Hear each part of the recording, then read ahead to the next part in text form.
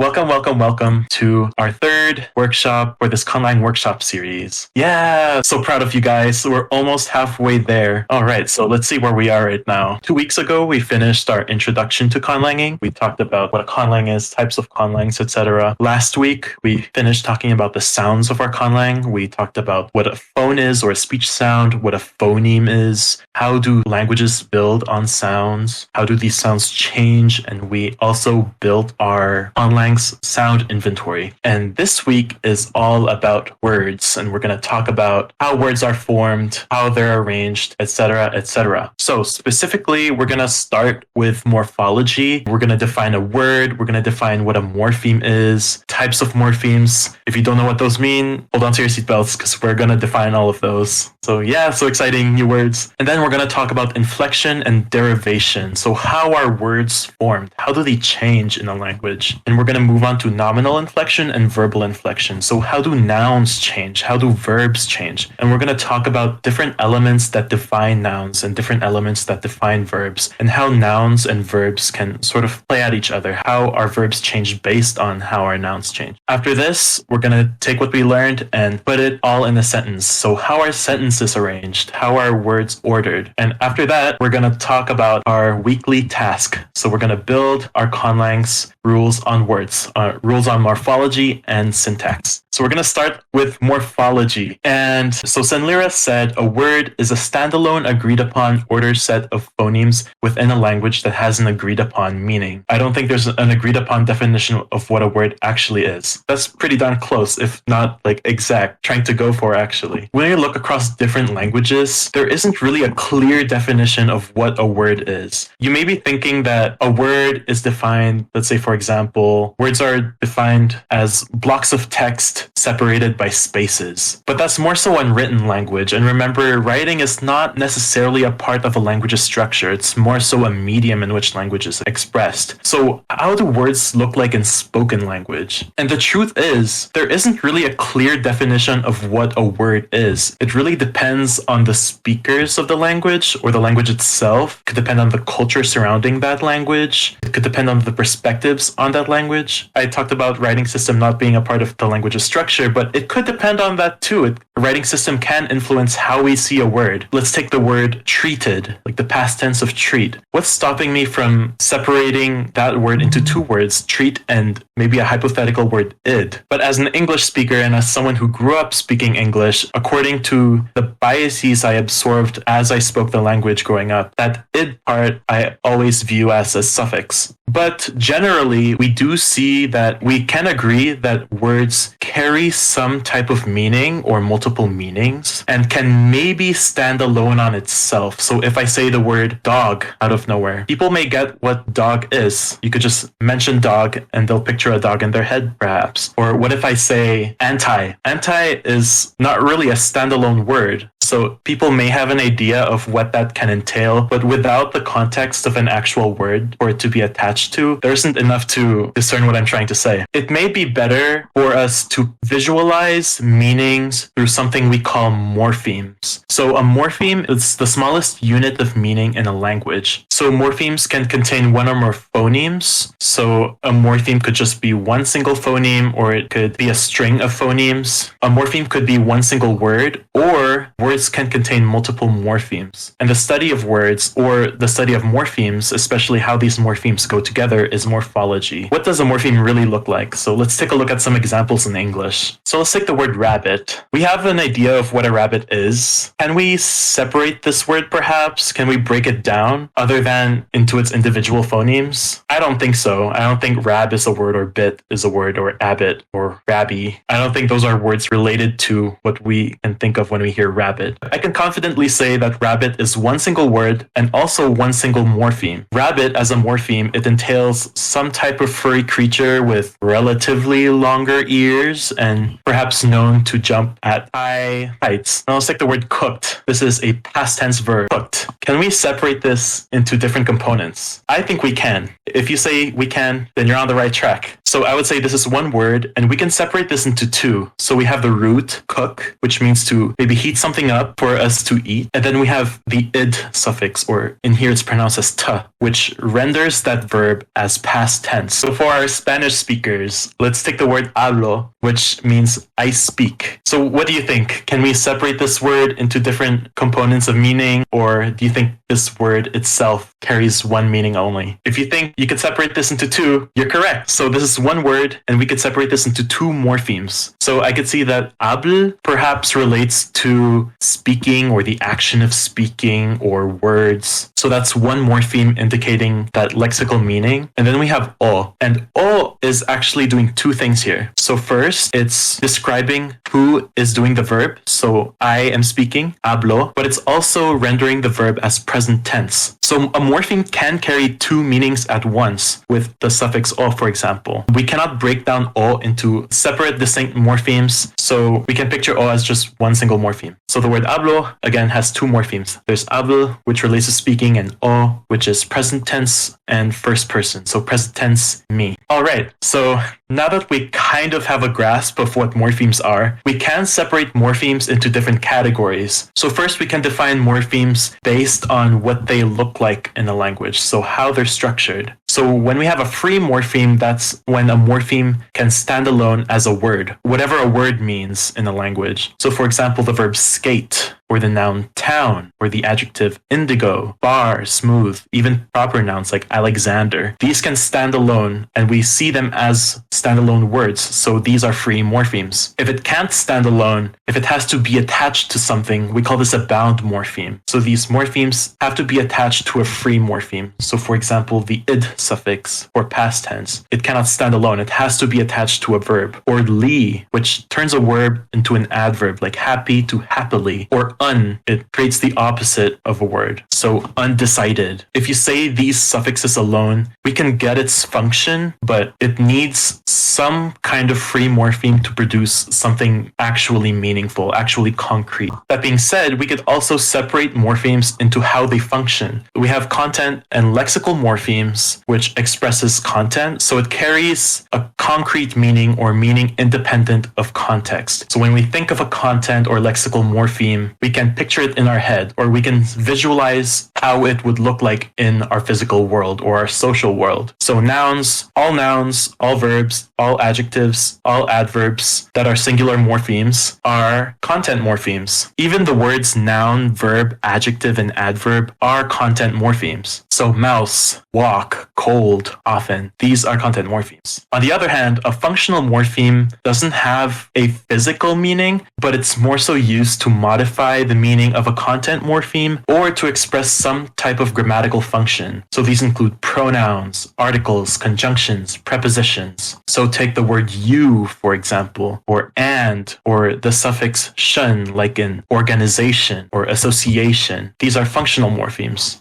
So in English, we could put all of this in a chart. So when we see free content morphemes, we could think of words like goose, swim, deep. So these are words that describe things in our physical world, generally. You could have free functional morphemes like I, the pronoun I, referring to me, or the, which is an article, or what, or the word or slash. These are conjunctions. We also have bound functional morphemes like un, for example, unrelated, or li, like merrily. Generally, bound morphemes tend to be functional, but in English, we do have bound morphemes that are also content morphemes. So these are morphemes that have some kind of concrete meaning, but cannot stand alone. So for example, cran in the word cranberry. There is the English word cran, but that means something entirely different. It's a homonym, which means that it sounds the same, but it's a completely different thing. Or the morpheme sieve, like in receive, deceive. Deceive isn't a standalone word, and it has to be attached to some other bound functional morpheme. So there's different types of morphological phenomena. So there's inflectional morphology and derivational morphology. So we could change words grammatically, so that refers to inflection. And when we change it grammatically, it does not change the base meaning. So a word will contain the same meaning, but function differently in a sentence. So for example, when we attach the s to spiral to form spirals, we're not changing the meaning of the word, we're just changing the number. So spirals becomes plural. There's more than one spiral. Or when we change I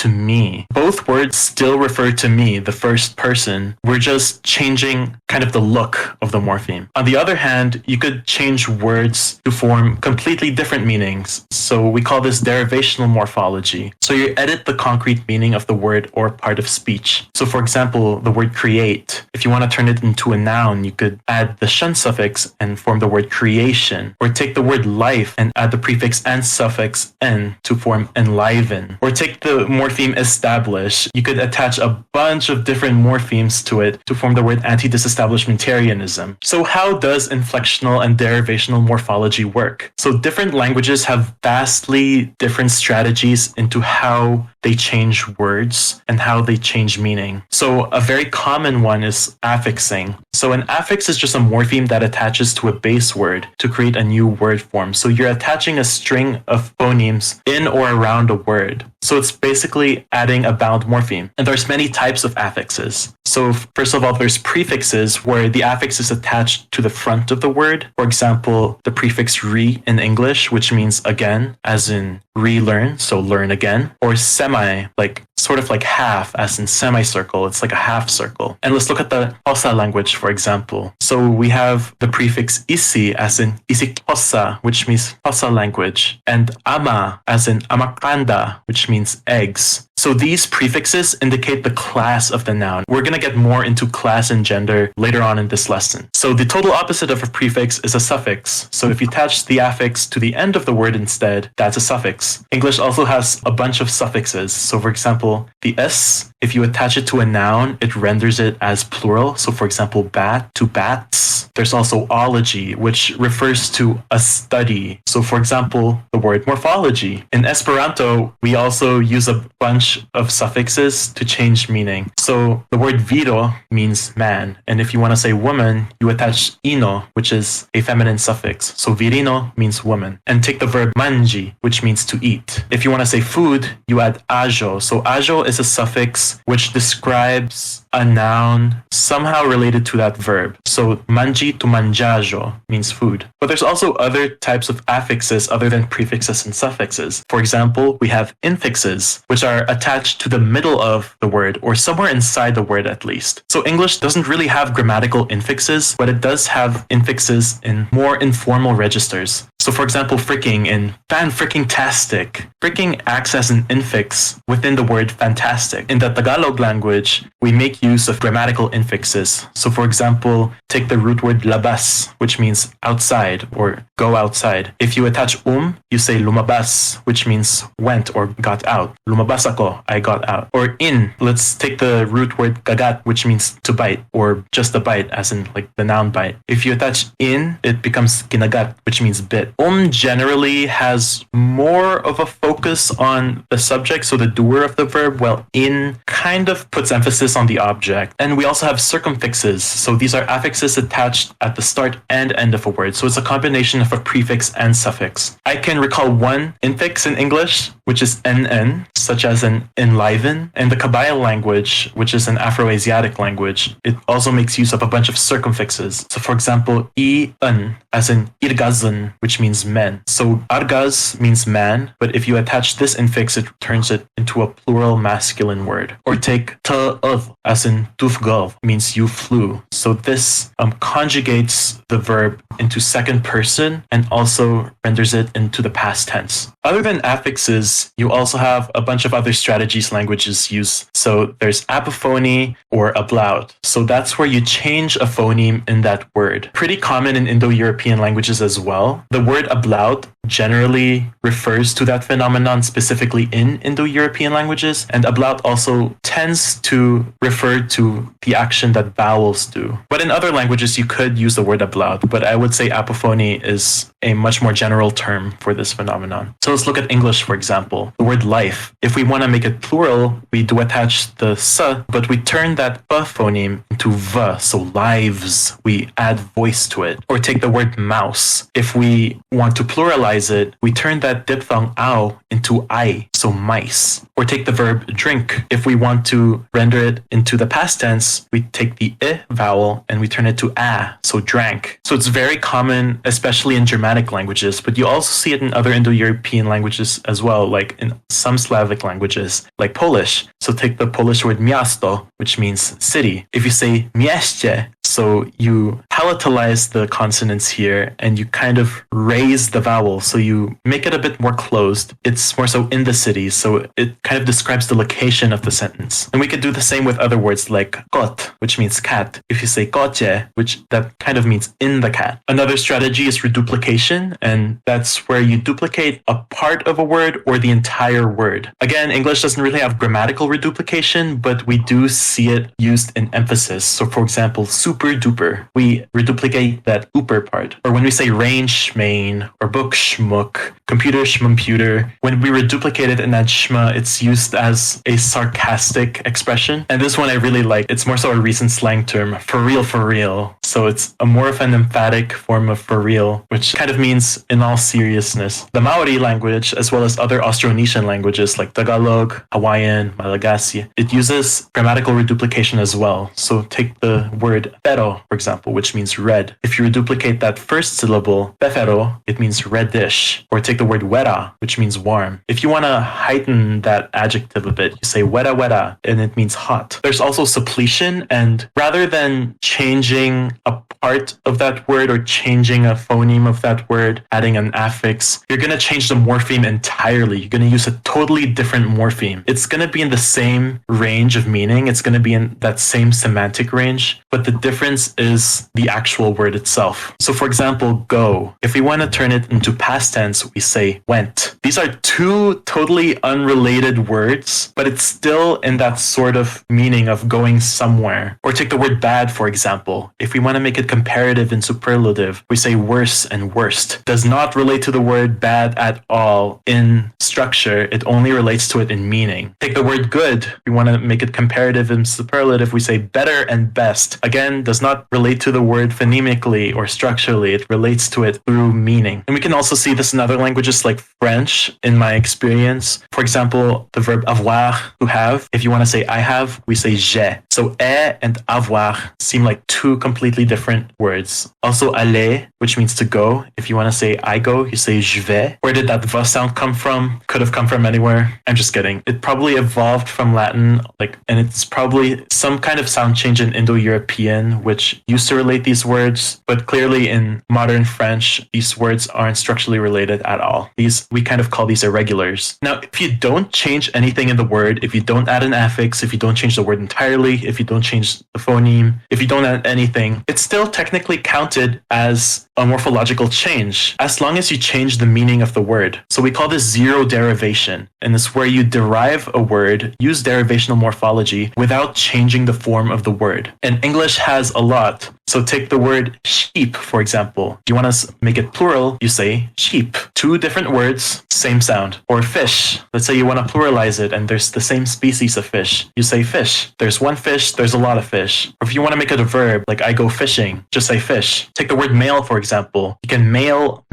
A conlang that heavily utilizes zero derivation is tokipona. And if you recall from the workshop 2 weeks ago, tokipona has very, very, very, very few words, around 120 words or so. So it heavily relies on zero derivation. So take the word poka, for example. As a noun, it means hip or side. But if you use it as an adjective, it means nearby or neighboring. Or take the word suno. As a noun, it means sun or light. But if you change it into a verb, it means to shine. Or if you change it into an adjective, it means bright. With that being said, morphemes can also change depending on its environment. So I want you to recall from last week that we talked about allophones, and allophony. And that's where phonemes change its sound depending on its environment. The same can kind of go for morphemes. So different forms of the same morpheme can change depending on where it is, what type of sounds are near it, or what's the history behind that morpheme as well. Let's look at an example in English. So we have the id suffix, which changes the verb into the past tense. If it comes after an alveolar plosive like t or da, it's pronounced as id, like in braided or breaded. If it's in a totally other consonant that's voiced, or if it's after a vowel, it becomes d without a vowel. So for example, bragged, ruined. And if it's after a voiceless consonant, in turn, it also devoices. So wrecked, rejoiced. All right. So now that we got through morphology, or at least half of the morphology information we needed today, let's talk about nominal morphology and specifically nominal inflection. So first of all, what really is a noun and what is a pronoun as well? Let's include pronouns in this too. So a noun is a word that indicates a living creature, a thing, a place, a quality, etc. When you think of a noun, you think of a thing. You can visualize it. So dog, happiness, office, repetition, ball, Europe. And a pronoun is just something that replaces a noun or a noun phrase. So when you say the dog has a ball, you could just say it has a ball. Other pronouns include what, I. There's many types of pronouns. But I'm bringing this up today because languages change the form of nouns and pronouns in vastly different ways. It may not change the form at all, but generally when it does, it changes based on number, gender or class, and case. So what do those three mean? So first of all, number refers simply to the quantity of a noun or pronoun. So it's how much or how many of a noun there is. And in most other languages, like most languages in the world, you'll see a singular and plural distinction. So singular refers to exactly one of the noun, and plural is just more than one. So it's pretty simple. In English, we have apple versus apples. And to change apple to plural, we add that s.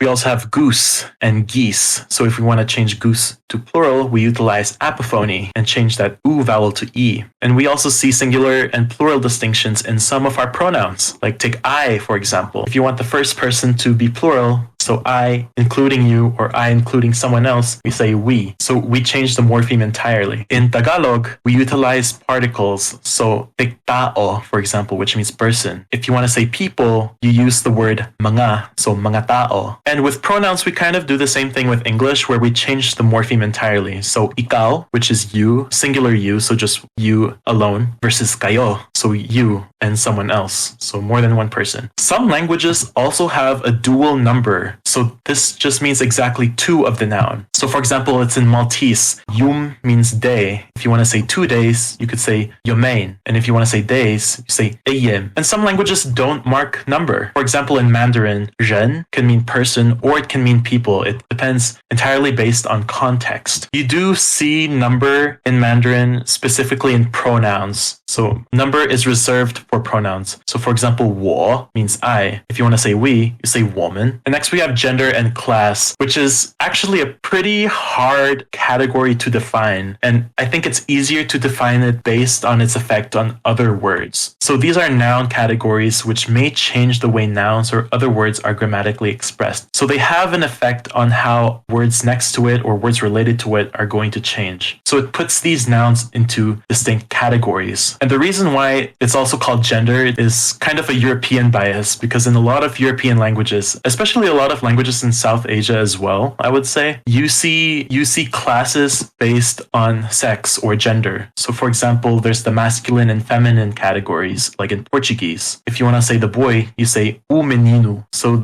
the article the becomes o.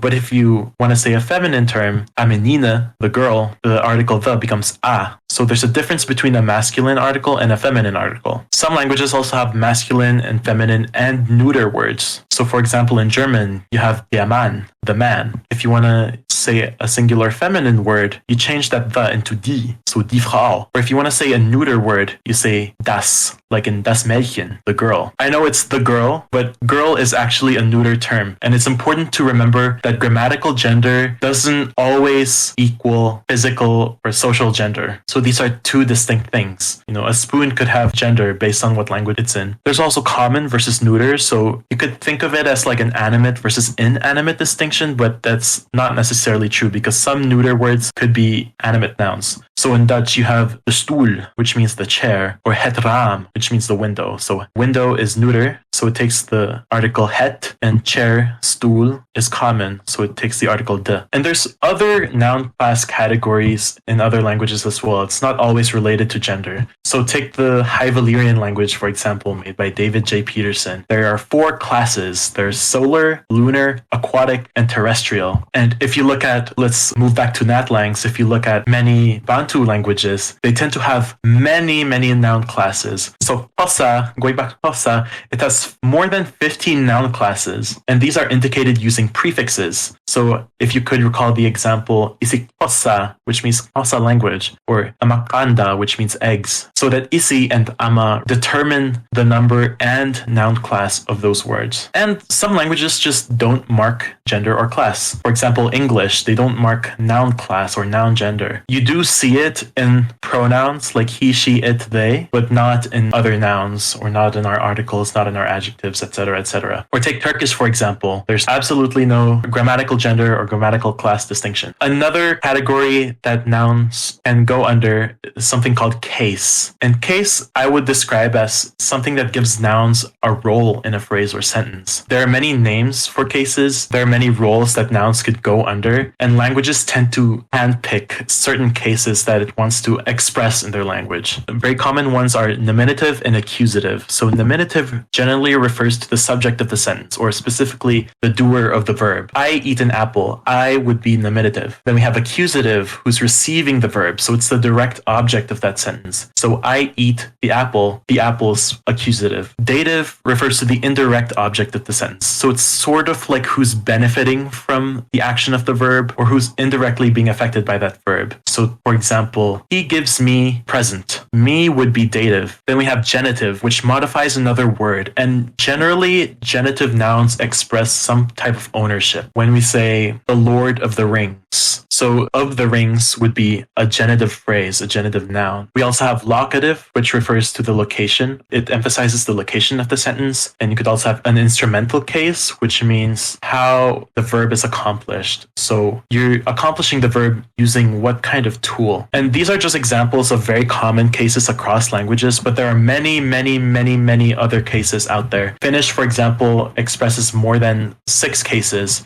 German only expresses 4, nominative, accusative, dative, and genitive. And just like gender and number, cases are expressed in different strategies. So German emphasizes case using their articles. So for example, if you say, der Apfel ist rot, the apple is red, der is masculine, but it also indicates a nominative case. But let's say you want to make Apfel, apple, into the accusative case. So I eat the apple. You say, ich esse den Apfel. So den is still masculine, but now it's also accusative. In Finnish, you see cases manifested in suffixes. So let's take the sentence, for example, talo on helppo sana, which means house is an easy word. So there's generally no suffix, or the suffix is o. So talo, house, and that's the nominative case. But let's say you want to make it genitive. So en pide tämän talon väristä. I don't like this house's color. So by attaching the n, or by attaching on, you turn house genitive, and house is modifying the word color, which in here is väristä. Some languages don't mark case. English, for example, doesn't mark case in nouns. You generally see it in pronouns only. So for example, we have the nominative pronouns like I, he, she, and we also have possessive like my, his, her. And then anything else that's not nominative and not possessive, we can call oblique. So oblique can refer to the direct object, the indirect object, just anything that's not nominative or possessive or genitive. So for example, me, him, her, it, us, etc. So now that we brushed through nouns, let's talk about verbs. So what is a verb? Again, a verb describes an action or state of being performed, or state of being performed by some noun or pronoun. So generally, most languages tend to require a verb to make a sentence. So a sentence needs some kind of action. Verbs may show some form of agreement with the subject. It can also agree with the object of the sentence. We'll see some examples. And when languages inflect verbs, they tend to indicate the verb's tense or the aspect or the mood as well. So let's talk about agreement. So if verbs are inflected in the language, if they change in the language, they may correspond to the subject and they may correspond to different elements that the subject has. So we have person, which is a referential distinction between participants. So it refers to who's participating in the conversation. For example, the first person, I, me, we, us, that's the person who's saying the sentence. So verbs may change based on the first person or second person, who am I talking to? Or third person, who am I talking about? So Spanish, for example, as well as so many other Romance languages, conjugates verbs based on person. So take hablo, hablas, and habla. I speak, you speak, he or she speaks. Verbs can also inflect based on the number of the subject. So for example, in German, ich esse, I eat, versus wir essen, we eat. And it can change based on gender and class as well. And you see this in different Slavic languages, specifically in their past tense. So let's look at Polish, for example. If you say szedłem, it means he walked. But if you say szłam, that means she walked. And szłam means it walked. So there's masculine, feminine, and neuter conjugations for those past tense verbs. Verbs can also correspond to the object of a sentence as well. So let's look at Quenya, made by Tolkien. So if you say laituvalmes, that means we will praise it or we will praise him. But if you change that s morpheme, which refers to the singular object, to ta, which makes it a plural object, it means we will praise them. And verbs just don't have to agree with subject or object as well. So if you look at Esperanto, if you say mi manĝas, I eat. If you want to say you eat, you just say vi manĝas. She eats, she manĝas. We eat, ni manĝas. So manĝas stays the same in each of these sentences, despite the number and despite the person. Now, tense and aspect are two things generally expressed in most of today's languages, I would say. Tense refers to when in time the action is done, and aspect refers to in what manner the action is done. And I put this in the same slide because oftentimes you see this intertwined with each other. In English, the present and past tense is generally described using affixes or some kind of morphological change.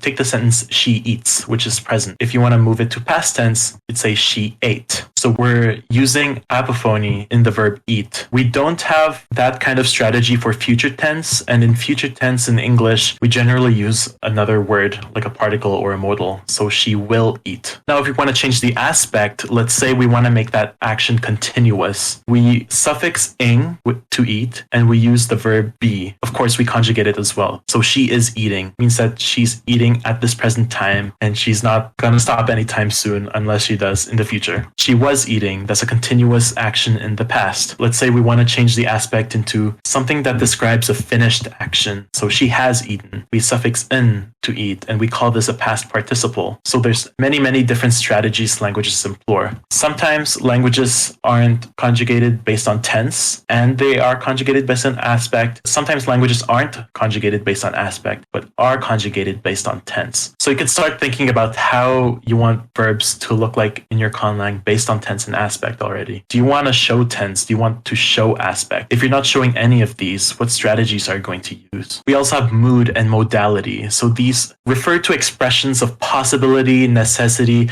So it's describing some kind of relationship with a physical or social truth or a relationship with reality. So in a way, you're also editing the meaning of the verb. For example, in English, mood is expressed using words called modals. So these kind of act like particles. So I can fly. So can is a separate word. And when I say I can fly, it refers to the ability. So I am able to fly. But let's say I have a desire to fly. You could say I want to fly. If there's a need to fly, you could say I must fly or I should fly. And if you have a conditional phrase, if I had powers, then I would fly. Some languages conjugate the verbs itself. They attach affixes to express modality. Some don't. Some just use other verbs. All right. We brushed through verbs. We brushed through nouns. Good job, everyone. Let's get to syntax. So for this workshop and for this week, you also want to figure out how you want your conlang to arrange words in a sentence. So how are words arranged in a sentence? When linguists try to describe the topology of a language, so it's kind of like the shape of a language, they look at how they arrange subjects, objects, and verbs. Specifically, what order do they put those in? So a very common order is subject, object, verb. So you say the subject first, and then the object, and then the verb. I, him, see. I want to say above 42 or 45% of the world's languages use that structure. So Turkish uses that. Latin generally uses that. Latin has more of a flexible word order, but most commonly the subject, object, verb order is used. Punjabi uses that, which is another Indo-European language. Quechua uses that, which is spoken in Peru and Bolivia. The second most common is SVO, so subject, verb, object. You generally see this structure with languages that don't really inflect their words that much. So there isn't a lot of nominal inflection, there isn't a lot of verbal inflection. So for example, English, Swedish, Mandarin, Thai. And the third most common is verb, subject, object. So you state the verb first, then you mention the subject, then you mention the object. And it's pretty spread out throughout the world. We have Austronesian languages that use this, like Tagalog and many other Philippine languages. The other side of the globe, you have Celtic languages like Irish that use VSO. Then you have Arabic and other Semitic languages that use VSO. So a much less common word order is VOS, or verb, object, subject. It's just like what we have in English, except you move the subject to the end of the sentence. So it's like see, him, I. And you see this in some Austronesian languages like Malagasy, which is spoken in Madagascar, and some languages in North America like Ojibwe. And even much rarer are these two word orders. So OSV is object, subject, verb. Him, I see. For example, it appears in Warao, which is spoken in Northern South America. And you also see this in some languages that use a topic comment structures. When you say the topic first and then the comment after, you'll see this structure in some sign languages like ASL for some cases or BSL for some cases. And then you also have OVS, which is object, verb, subject. So it's like saying him, see, I. Again, it also doesn't appear in a lot of languages, but you do see it in a conlang called Klingon, which is used in Star Trek. When linguists try to describe the typology of a language, they also look for how they arrange what we call the head of a phrase. So the head is kind of like a central part of the phrase. It defines what category the phrase falls under. So for example, when we say my thin, shiny driver's license, we could tell that it's a noun phrase because all these words, which we call the dependents, my thin, shiny drivers, it all modifies the word license. Or take this other phrase, walks very, very slowly. So very modifies slowly, very also modifies very, and at the end slowly modifies walks. So this is a verb phrase. And we can generally separate languages into being mostly head initial or head final. So when we say head initial, that's when the head starts the phrase. So, for example, in French, it's mostly a head initial language. They say livre mystérieux or mysterious book. So it's kind of like saying book mysterious. Head final languages, on the other hand, is where the head is stated at the last part of the phrase. So take Turkish. Turkish is a head final phrase. They state the adjective before the noun. So kırmızı elma, red apple. English is also head final in some aspects. For example, the sentence red apple. Red is the adjective modifying the word apple, which is the head. So this is a noun phrase. And generally,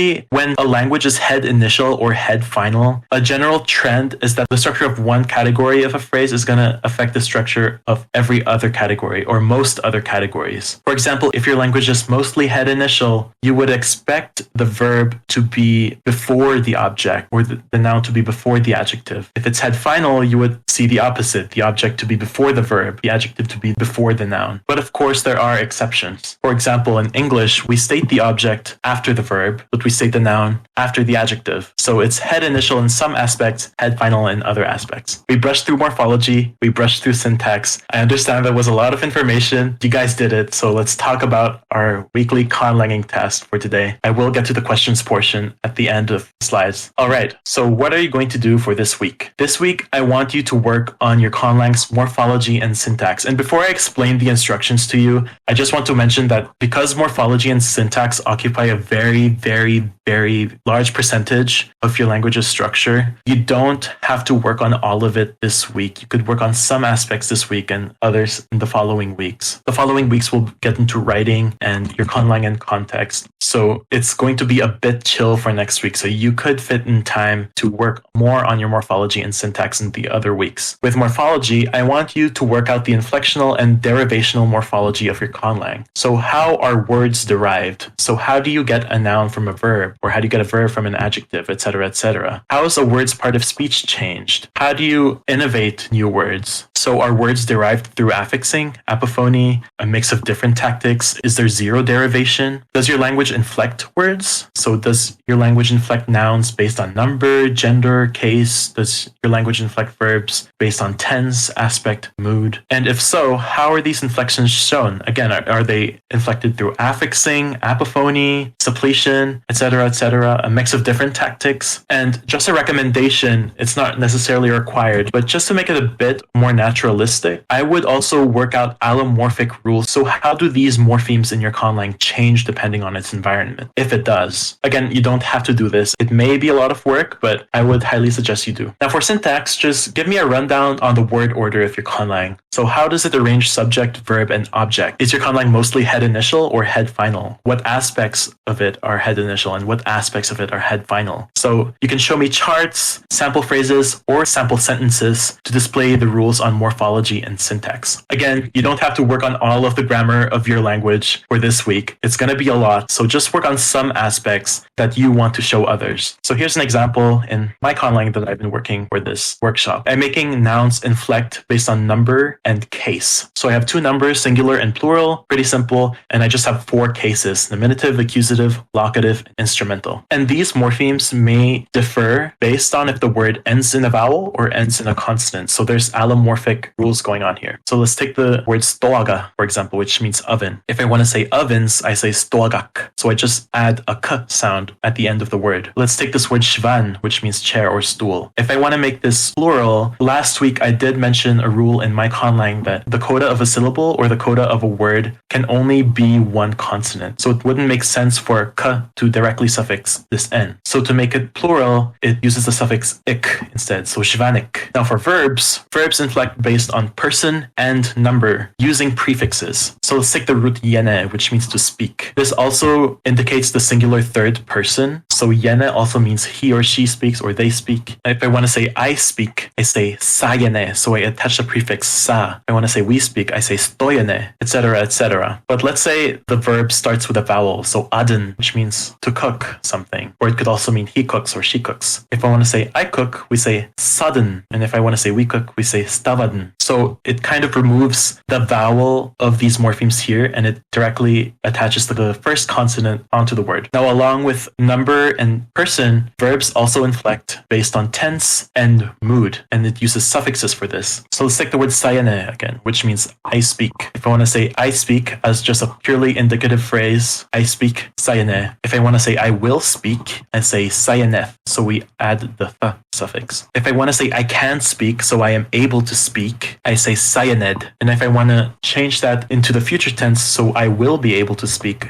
I say sayeneb. Now, if I want to say I want to speak, I made it in the language so that it's kind of, it doesn't really matter what tense it is. So I want to speak could be either present or future tense based on context. For both tenses, if I want to say I want to speak, I say sayenem. So we add the suffix. Now, if the verb ends in a consonant, so for example, saden, which means I cook, there's an extra vowel attached to these morphemes. So another allomorphic rule. So if I say I will cook, I say sadnath. But if I say I can cook, I say sadned. So instead of a, it becomes ed. And if I say I want to cook, it's sadnam. Now for syntax, I want to follow a VSO structure. So the verb's going to be stated first, and then the subject, and then the object. So specifically, it's going to be the verb, a nominative noun, and an accusative noun. So for example, the children want to speak to the man. So I say uyanem dodonek dletuth. Uyanem means wants to speak to, specifically if the subject is plural. Dodonek refers to children, and dletuth refers to the man as an object. And generally, it's going to be head initials. So you're going to see adjectives follow the noun instead of precede the noun. So take this sentence, for example. Aden dletus stoagier mshimwar. So Aden, the man. Aden cooks. Dletu, the man. So the man cooks is Aden dletu. Stoagayer is oven in the instrumental case. So using an oven. Mshimoir means large. And I also wanted to add an additional morphological rule here where the ending of an adjective also reflects the ending of a noun. Mshim means large and it ends in a consonant. I go back here. If a noun ends in a consonant and is instrumental singular, the suffix is oir.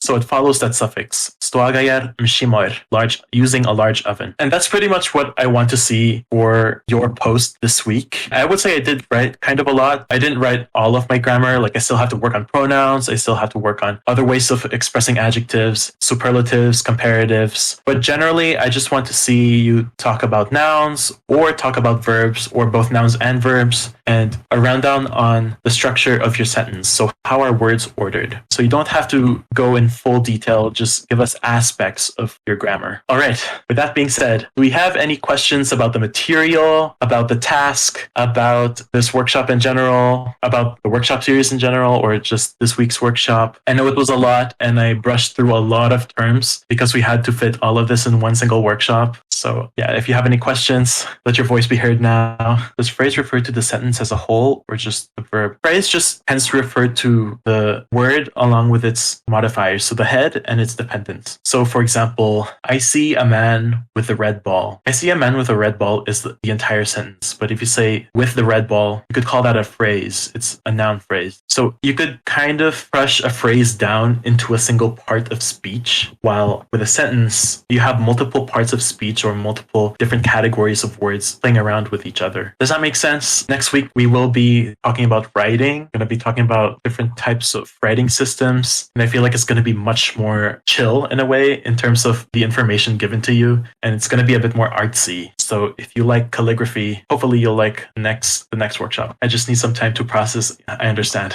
Last week's and this week's workshop were very, very heavy on the jargon and on the terms. Especially last week, I feel like, because we really dealt with, our vocal tract anatomy, different phonological terms, phonetic terms, etc. It's a lot of linguistics. It's not very deep linguistics. I would say it's very surface level linguistics because the purpose of this workshop is for language design rather than like actually dissecting language. But still, it's a lot to brush through. And that being said, thank you very much for coming to this workshop today. We are more than halfway through the series. You guys did so well. I loved your responses. I loved all of your ideas for the tasks for last week and weeks ago. I'm so excited what you will be coming up with, and I'm especially excited for the final task because we will be putting all of those ideas into one single thing. As in, like, we'll be putting each and every one of your ideas, like different conlangs, into one project. I'm going to compile them. But yeah, play with syntax and morphology. And yeah, I'll see you in the next workshop. Thank you.